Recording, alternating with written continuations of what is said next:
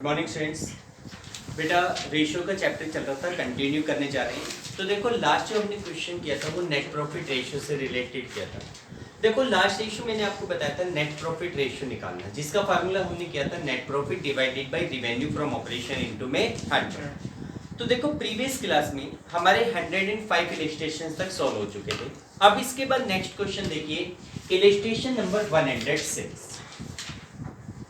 देखिए डियर, इस क्वेश्चन में ये कह रहा है कि calculate the GP ratio, operating profit ratio and net profit ratio from the following. चारों रेशियो आपको निकालने हैं। तो देखो इसमें क्या क्या दिया हुआ है, opening inventory, closing inventory, purchase, wages, carriage inward, administrative expense, selling expense, income tax, profit on sale of fix assets और रिवेन्यू फ्रॉम ऑपरेशन। आपको पता है चारों प्रकार के रेशियो के लिए रिवेन्यू फ्रॉम ऑपरेशन की रिक्वायरमेंट होगी, तो रिवेन्यू फ्रॉम ऑपरेशन आपको दिया हुआ है। अब आप देखो कि जैसे इस क्वेश्चन में सबसे पहले आपसे ग्रॉस प्रॉफिट रेशियो पूछा गया।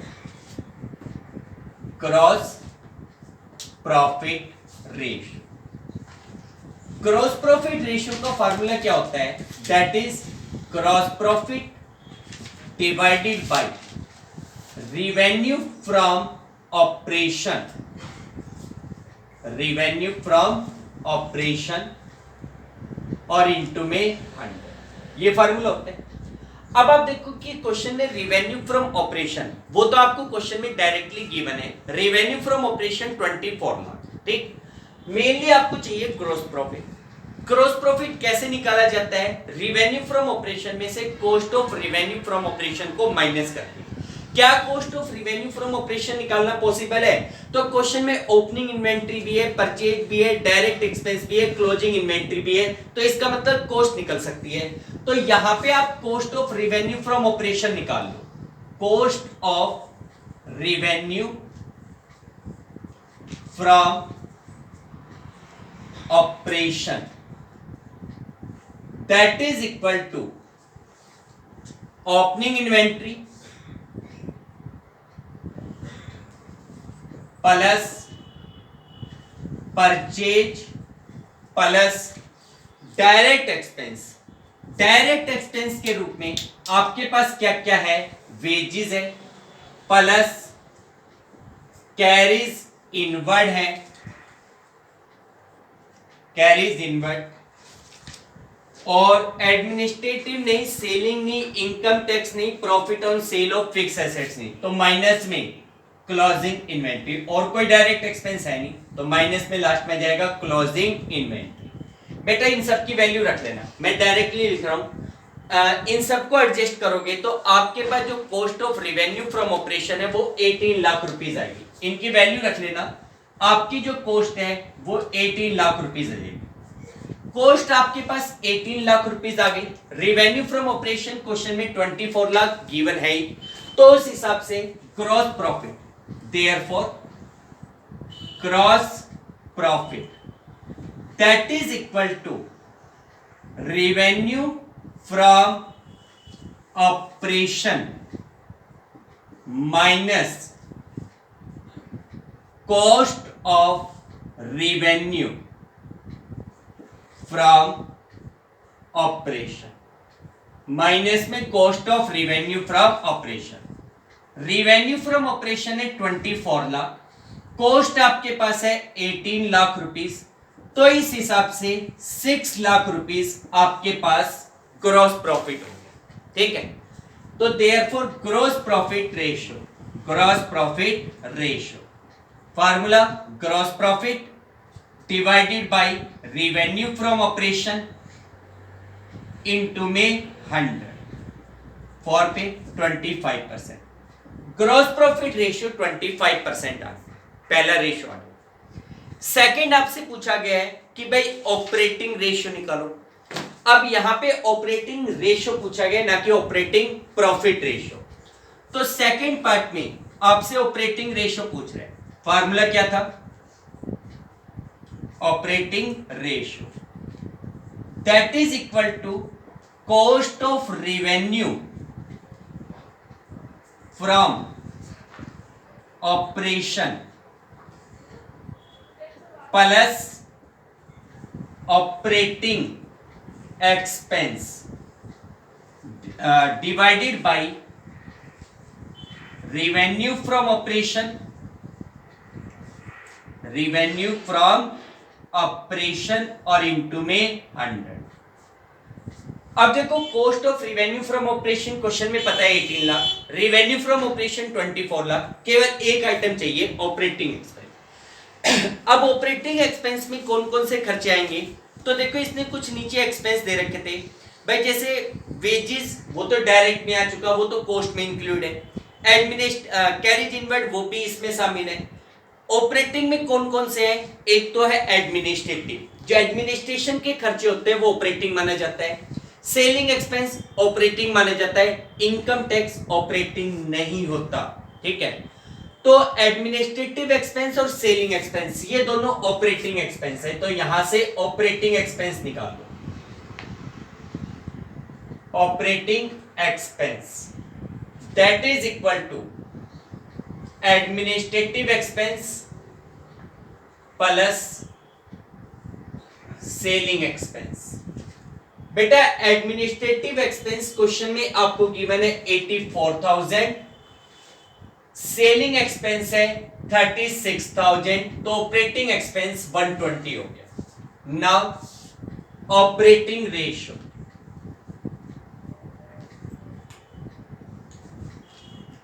ऑपरेटिंग रेशियो फार्मूला आपने लिख ही दिया था, cost of revenue from operation 18 lakh plus 120 divided by 24 lakh और इनटू में 100। ये कैंसिल नहीं होंगे क्योंकि बीच में प्लस का साइन है, पहले प्लस के साइन को हटाओ। 18 लाख प्लस में 120 19 lakh 20,000 divided by 24 lakh into में 100। सॉल्व कर लो बेटा, 80% आ रहा है, कितना आ रहा है 80%। ये ऑपरेटिंग रेशियो। तीसरा आपसे पूछा था ऑपरेटिंग प्रॉफिट रेशियो, थर्ड में आपसे ऑपरेटिंग प्रॉफिट रेशियो पूछ रहा है, ऑपरेटिंग प्रॉफिट रेशियो जिसका फार्मूला होता है operating profit, operating profit divided by revenue from operation, revenue from operation और इनटू में 100। अब बात आती है ऑपरेटिंग प्रॉफिट कैसे निकालें। ग्रोस प्रॉफिट में से ऑपरेटिंग एक्सपेंसेस को माइनस करो और अगर कोई ऑपरेटिंग इनकम है तो प्लस करो। देखो ऑपरेटिंग एक्सपेंस तो आपको दिया हुआ था, लेकिन क्या कोई ऑपरेटिंग इनकम भी है भाई? इनकम के रूप में केवल एक profit on sale of fix assets है जो कि ऑपरेटिंग नहीं होता, तो इसका मतलब इनकम नहीं है। तो यहां पे जो ऑपरेटिंग प्रॉफिट है वो कैसे निकलेगा, operating profit is equal to gross profit minus operating expense. Gross profit आपके पास है 6 लाख का, ऑपरेटिंग एक्सपेंस है 120, तो ये 480 हो गया, ठीक है। Now operating profit ratio, operating profit ratio that is equal to operating profit divided by revenue from operation into में 100। सॉल्व कर लो, 20% आ गया। कितना आ गया? 20%, ठीक है। तीसरा फोर्थ आपसे पूछा गया net profit ratio, net profit ratio formula net profit divided by revenue from operation और इनटू में 100। अब रेवेन्यू फ्रॉम ऑपरेशन पता है, सिर्फ नेट प्रॉफिट चाहिए, कैसे निकालें? या तो ग्रोस प्रॉफिट में से इनडायरेक्ट एक्सपेंसेस को माइनस, इनडायरेक्ट इनकम को प्लस। लेकिन ग्रोस प्रॉफिट के बाद ऑपरेटिंग प्रॉफिट आता है, आपने वो निकाल लिया, ठीक है। तो ऑपरेटिंग प्रॉफिट से नेट प्रॉफिट निकाल लो ना, जितने भी अदर नॉन ऑपरेटिंग एक्सपेंस है वो माइनस करो और नॉन ऑपरेटिंग इनकम को प्लस करो, क्या जाएगा? Net profit. Non operating expense के रूप में कौन कौन से खर्चे हैं भाई? एक तो इनकम टैक्स नॉन ऑपरेटिंग होता है, profit on sale of fix assets non operating income होती है। तो आप क्या करो, ऑपरेटिंग प्रॉफिट में से इनकम टैक्स को माइनस कर दो और profit on sale of fix assets को ऐड कर दो, क्या आ जाएगा? नेट प्रॉफिट आ जाएगा। तो यहां से लिखो net profit that is equal to operating profit minus income tax plus profit on sale of fixed assets, fixed assets, fixed assets. देखिए डियर, यहां पे ऑपरेटिंग प्रॉफिट आपने कितना निकाला था? 4,80,000। इनकम टैक्स आपके पास है 1 लाख रुपीस का और profit on sale of fix assets है 20,000। तो ये 4 लाख रुपीस का नेट प्रॉफिट आ गया, ठीक है। Now net profit ratio that is net profit divided by revenue from operation into में 100, 16.67%। 16.67% this is your net profit ratio, ठीक है बेटा। इस तरीके से आप डिफरेंट प्रॉफिटेबिलिटी रेशियो निकाल सकते हो। अब देखो मैं एक लिंक को रेस्टलाइज कर देता हूं। आप लोग एक चीज ध्यान रखना कि जो ऑपरेटिंग रेशियो होता है, ऑपरेटिंग रेशियो और ऑपरेटिंग प्रॉफिट रेशियो दोनों मिलकर 100% होता है। किसी क्वेश्चन में अगर आपको यह कहे कि भाई ऑपरेटिंग प्रॉफिट रेशियो 80% है तो ऑपरेटिंग एक्सपेंस रेशियो 20% होगा। आप चेक भी कर सकते हैं, यहां पे ये 80 आया था तो ये 20 आया था, अगर ये 60 आता तो ये 40 आता, ये 20 तो ये 80 आता। ये ध्यान रखना, आगे एक क्वेश्चन में इस प्रकार की प्रॉब्लम्स आएगी। देखो नेक्स्ट क्वेश्चन देखो 107। इसमें कह रहे हैं कि gross profit ratio of A company was 20%, credit revenue from operation were 18 lakh and cash revenue from operation were 10% of total revenue. Cash revenue from operation, total revenue from operation का 10% है और credit revenue आपको दी हुई है तो total revenue निकाली जा सकती है। ग्रॉस प्रॉफिट 20% है, किसका नहीं बता रखा तो रेवेन्यू फ्रॉम ऑपरेशन का माना जाता है तो ग्रॉस प्रॉफिट भी निकल जाएगा। आगे कहते हैं the indirect expense of company were 50,000, calculate its net profit ratio. Net profit ratio निकलवा रहा है।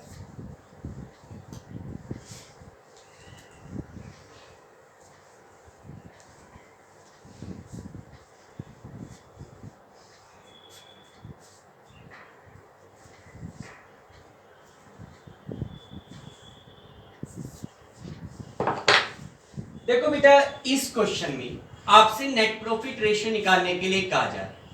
नेट प्रॉफिट रेशियो क्या फार्मूला होता है? That is equal to net profit divided by revenue from operation और इनटू में 100। ये फार्मूला होता है। दो चीजें चाहिए, पहले तो आप रेवेन्यू फ्रॉम ऑपरेशन को निकालो।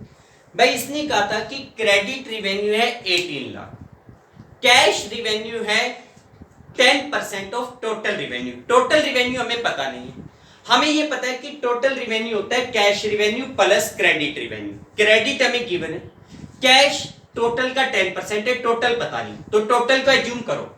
Let total revenue from operation,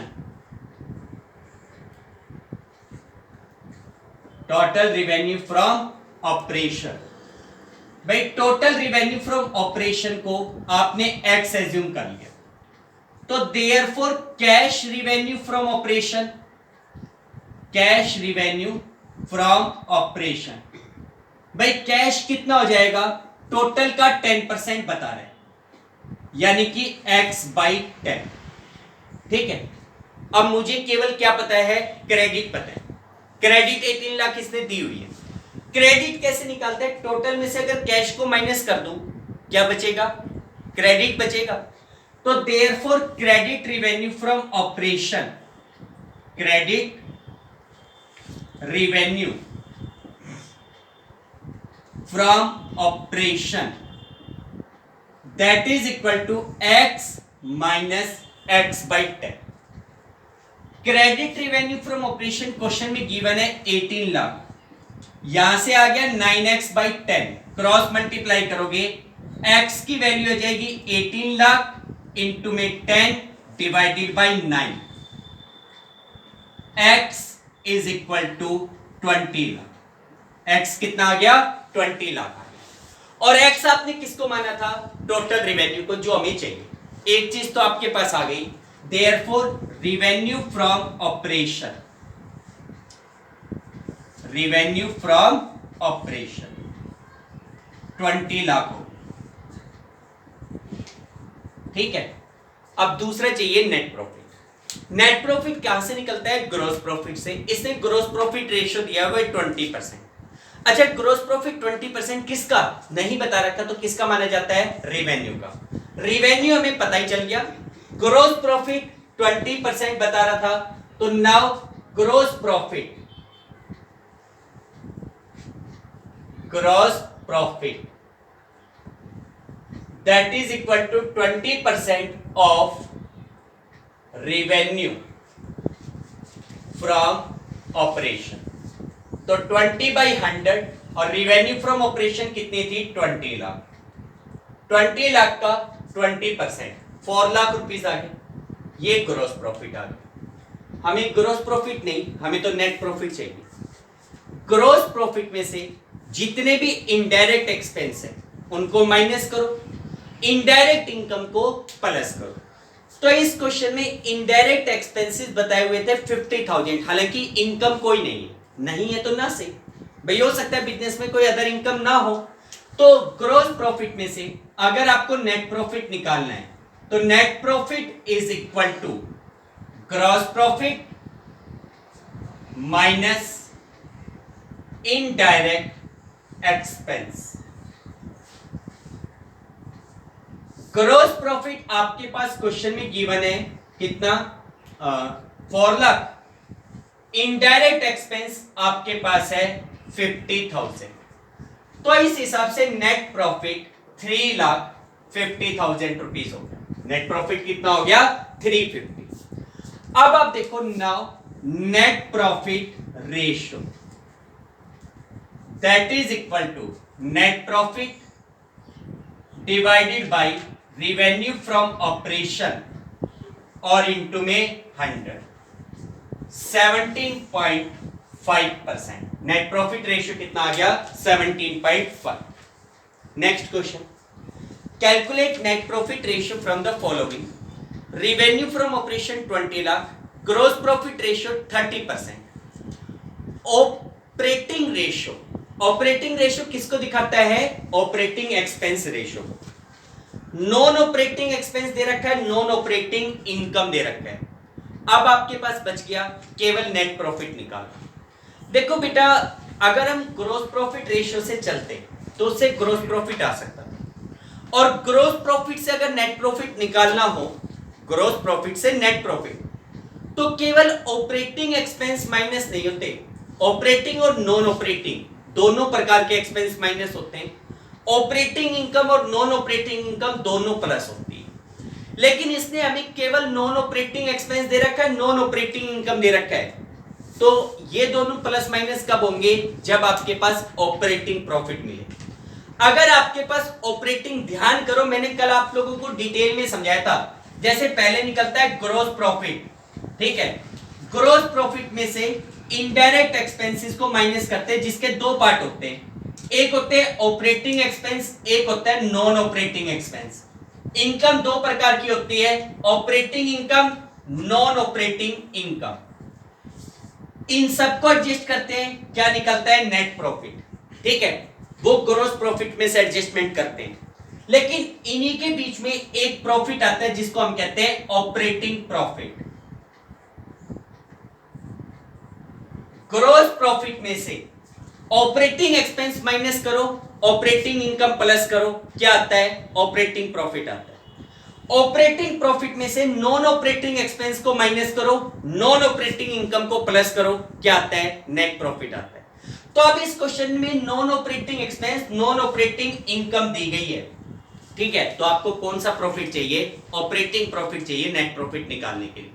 तो देखो इस क्वेश्चन में पहले आपने जैसे नेट प्रॉफिट रेशियो का फार्मूला लिख दिया कि भाई नेट प्रॉफिट इसके बराबर होता है,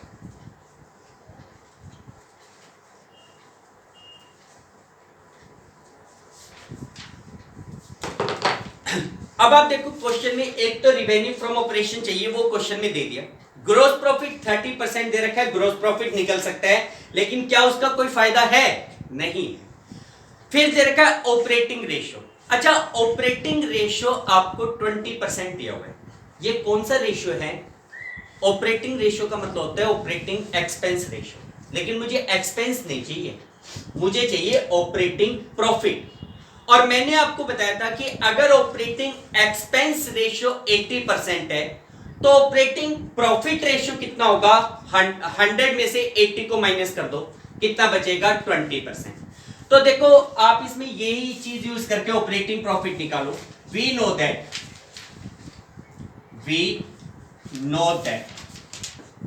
ऑपरेटिंग रेशियो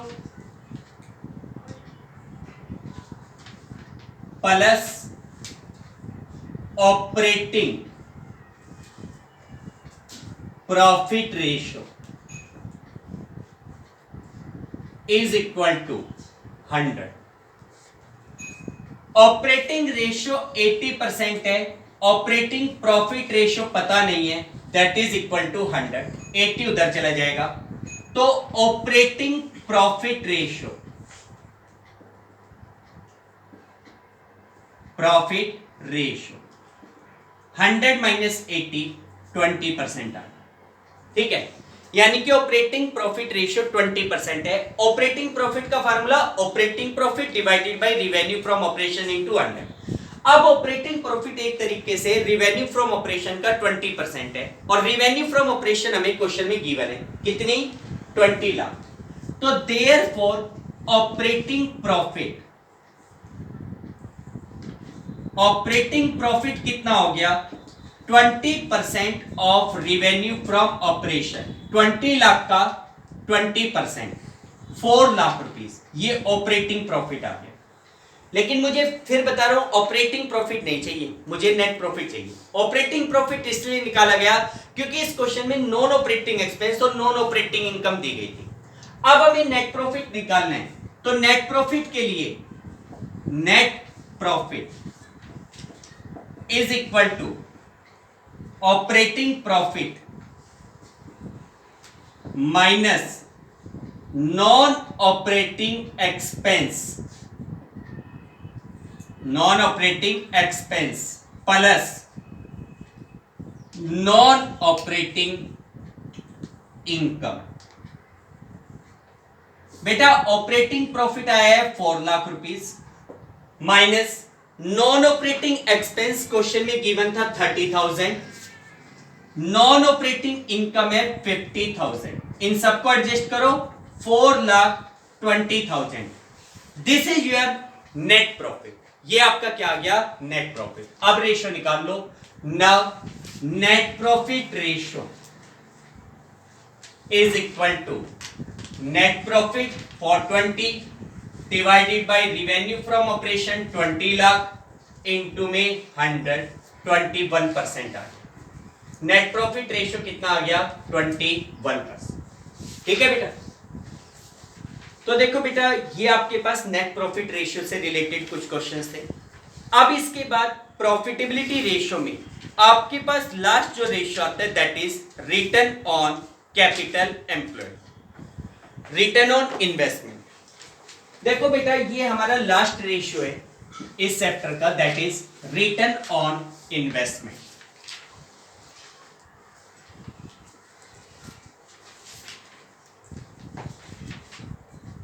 तो देखो बेटा मैं आपको बता रहा था कि प्रॉफिटेबिलिटी रेशियो में हमारा जो लास्ट रेशियो आता है that is return on investment. Return on investment. In short इसको बोला जाता है ROI, इंपॉर्टेंट रेशियो। देखो बेटा, रिटर्न ऑन इन्वेस्टमेंट का मतलब होता है कि हमने अपने बिजनेस में जो कैपिटल लगाई है, उस लगाई गई कैपिटल के ऊपर आपको कितने % रिटर्न मिल रहा है, ये जानने के लिए हम रिटर्न ऑन इन्वेस्टमेंट रेशियो निकालते हैं। देखो, रिटर्न ऑन इन्वेस्टमेंट रेशियो का जो हमारा फार्मूला है, that is net profit, that is net profit before interest, tax and dividend divided by capital employed, divided by capital employed और इनटू में 100। ठीक है, अब देखो यहां पे दो चीजें यूज होगी। एक तो आपको चाहिए net profit before interest, tax and dividend. भाई किसी भी प्रकार का इंटरेस्ट, टैक्स या डिविडेंड देने से पहले वाला profit, divided by capital employed, हमने अपने बिजनेस में कितनी कैपिटल इन्वेस्ट की है, और इनटू में 100। अब देखो ये जो चीज है नेट प्रॉफिट, ये तो कुछ हद तक आप लोगों ने इंटरेस्ट कवरेज रेशियो में निकाला था, लेकिन वहां आता था net profit before interest and tax, dividend का यूज नहीं होता था। यहां पे हमने डिविडेंड वर्ड भी यूज किया है, क्योंकि कई बार क्या होता है कि जो नेट प्रॉफिट आपको गिवन होता है वो डिविडेंड देने के बाद का प्रॉफिट दिया होता है। तो सबसे पहले प्रॉफिट में डिविडेंड को ऐड करो, फिर डिविडेंड ऐड करने के बाद प्रॉफिट बिफोर टैक्स निकालो, जिसका फार्मूला मैंने बताया था प्रॉफिट आफ्टर टैक्स इनटू में 100 divided by 100 minus rate of tax, और फिर उसमें इंटरेस्ट को वापस ऐड करो। तो ये चीज तो हमारी सेम है जो हम लोगों ने इंटरेस्ट कवरेज रेशियो में निकाला था। बात करते हैं कैपिटल एम्प्लॉयड। देखो डियर, कैपिटल एम्प्लॉयड का मतलब होता है कि how much capital has been invested in our business. भाई हमने अपने बिजनेस में कितनी कैपिटल एम्प्लॉयड की है, कितना पैसा लगाया है। देखो, capital employed does not means only the capital invested by the owner, but along with owner's capital if any fund is raised from the long term sources, चाहे वो borrowed fund क्यों ना, तो वो भी कैपिटल एम्प्लॉयड का ही part माना जाता है। क्योंकि देखो, आप लोगों ने बिजनेस स्टडी में ट्रेडिंग ऑन इक्विटी वर्ड पढ़ा होगा, जिसमें हम क्या करते हैं कि शेयर होल्डर को बेनिफिट प्रोवाइड करने के पर्पस से कैपिटल को शेयर के रूप में ना इश्यू करके बोरो करते हैं, उधार में लेते हैं, ताकि हमें उसके ऊपर प्रॉफिट मिले। कुछ पैसा प्रॉफिट का इंटरेस्ट के रूप में दे दिया जाए और बाकी बचा पैसा शेयर होल्डर को दिया जाए। तो एक्चुअल में borrowed fund is also part of the capital employed. Capital employed कैसे निकाली जाती है? कैपिटल एम्प्लॉयड, देखो कैपिटल एम्प्लॉयड में एक आता है share holder fund. Share holder fund, मैं यहां पे शेयर होल्डर फंड लिख रहा हूं। शेयर होल्डर फंड का मतलब सभी बच्चों को पता है, share capital plus reserve and surplus. Share holder fund plus में non current liabilities plus non current liability. ठीक है, नॉन करंट लायबिलिटी में दो प्रकार के आइटम इंक्लूड होते हैं, long term borrowing plus long term provision. Long term borrowings plus में लॉन्ग टर्म प्रोविजन, ये दोनों नॉन करंट लायबिलिटी कहलाते हैं। ठीक है, तो capital employed is equal to share holder fund plus में नॉन करंट लायबिलिटी। ठीक, ये कैपिटल एम्प्लॉयड कहलाती है। अच्छा, कैपिटल एम्प्लॉयड को दूसरे तरीके से भी निकाल सकते हो, ध्यान दो। देखो जैसे ये हमारी बैलेंस शीट है, बैलेंस शीट में क्या आता है? Share holder fund, non current liability, current liability. इधर क्या आता है? Non current assets plus current assets. मैंने कहा कि कैपिटल एम्प्लॉयड इन दोनों का टोटल है ना। इन दोनों का टोटल दूसरे तरीके से भी निकाला जा सकता है। आपको पता है इन दोनों का जो टोटल आएगा वो ही टोटल यहां का आएगा, और इस टोटल में से अगर मैं ये माइनस कर दूं तो ये दोनों चीजें बचेगी। तो एक तरीके से कहने का मतलब non current assets plus current assets minus current liability. तो इसको निकालने का एक दूसरा फार्मूला भी हो गया, non current assets plus current assets और माइनस करंट लायबिलिटी, ये भी कैपिटल एम्प्लॉयड कहलाती है। अच्छा, current assets minus current liability का एक नाम और होता है, क्या? Working capital. तो कुछ बुक्स में ऐसा भी मिलेगा, non current assets plus working capital is equal to capital employed. ये दोनों मिलके कैपिटल एम्प्लॉयड कहलाते हैं। ठीक है बेटा, तो इस तरीके से आप लोग कैपिटल एम्प्लॉयड को निकालोगे, net profit before interest and tax को, इंटरेस्ट टैक्स एंड डिविडेंड निकालोगे, और ये वाला फार्मूला यूज करके रिटर्न ऑन इन्वेस्टमेंट निकाला जाए। ओके बेटा, आज यहां तक कर लो, कल ये इससे रिलेटेड क्वेश्चंस करवा के हम इस चैप्टर को कंप्लीट करेंगे। ओके, थैंक यू बेटा।